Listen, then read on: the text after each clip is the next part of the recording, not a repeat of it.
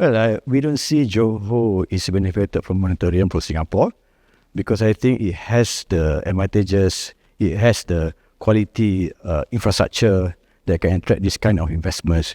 So if you look at Johor, if I may backtrack 5 years back, we started to implement a very good government intervention program where we are putting infrastructure that are required for the investors to come in. So in essence, the government has provided the impetus for the investors to come in because they were looking for a new location, new market for them to expand. So I believe Johor can stand on its own. It can provide a right ecosystem for the players to put up footprint in Johor because we know that it has infrastructure, it has resources.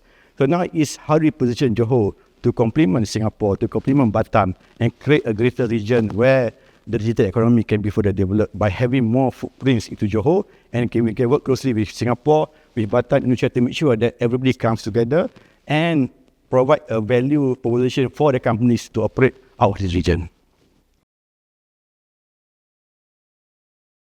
So if you look at this industry, it is not very much regulated in that sense, but what government has provided is more on the policies that would give the comfort for the investors to come in. For example, right, if we are giving a specific tax incentives for them to come in just to lower down the operating cost for them. And we also give another incentive in terms of the exemption or import duty because we know that many companies who come to Malaysia would like to import all the items from outside Malaysia. So in doing the data center project, you are dealing with a lot of equipment, genset, which are mainly produced outside of Malaysia. So the incentive given by Malaysia Digital includes the tax exemption where they can benefit from that kind of incentive and import the equipment without the need for them to pay the duty. So those are the financial incentives that we are giving to the investors. And on top of that, if you look at the policies, I think we are quite progressive in terms of providing a comfort level of protection in terms of data. That means if you come to this side of the region, to Malaysia, to Johor, you are equally protected in terms of data governance and things like that. So it gives the comfort for the companies to put up customer data in Malaysia and can ensure the customer that they are pretty much be in the safe zone in terms of placing their services into the country.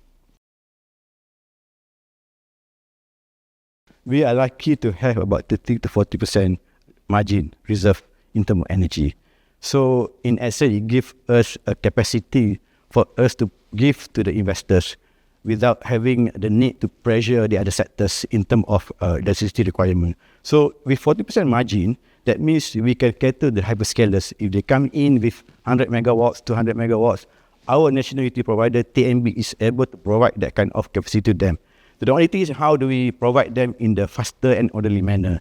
So I think for the past 5 years, I think credit needs to be given to TNB for them to be able to deliver that in a quite fast, speedy manner, which will meet the expectation of the investors. So we used to take about 3 years to deliver certain power to the companies, but now it has been shortened to up to 12 months.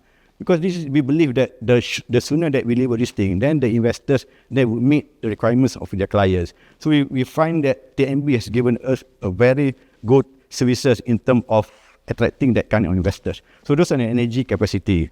But the question on sustainability, with that 40% reserve margin, that means we have a runway for us to adopt certain policies to make sure that we can create an RE ecosystem, renewable energy ecosystem, so that we can offer that to the investors.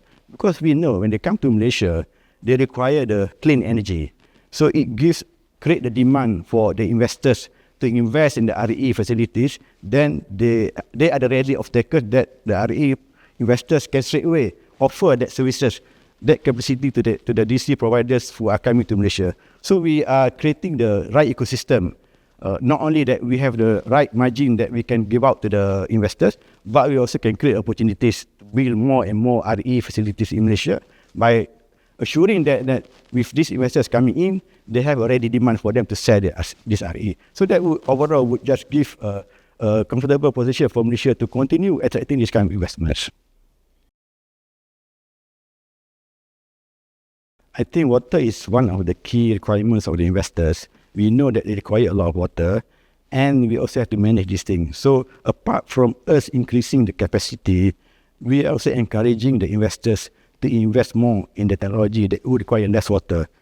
We must take a balanced approach in terms of not only we should be able to provide the capacity, but we expect the industry also to play their roles to make sure that they put up proper measures for them to be less reliant on the water as they put up more technologies into the place. So it takes both government and industry to find a mutual positioning in order for us, together we can create an environment where we can sustain the needs of the water.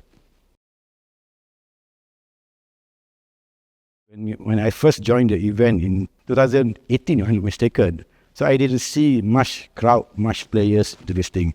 So as we go along, I see more and more ecosystem players putting in their solutions, their products, and sharing of best practices.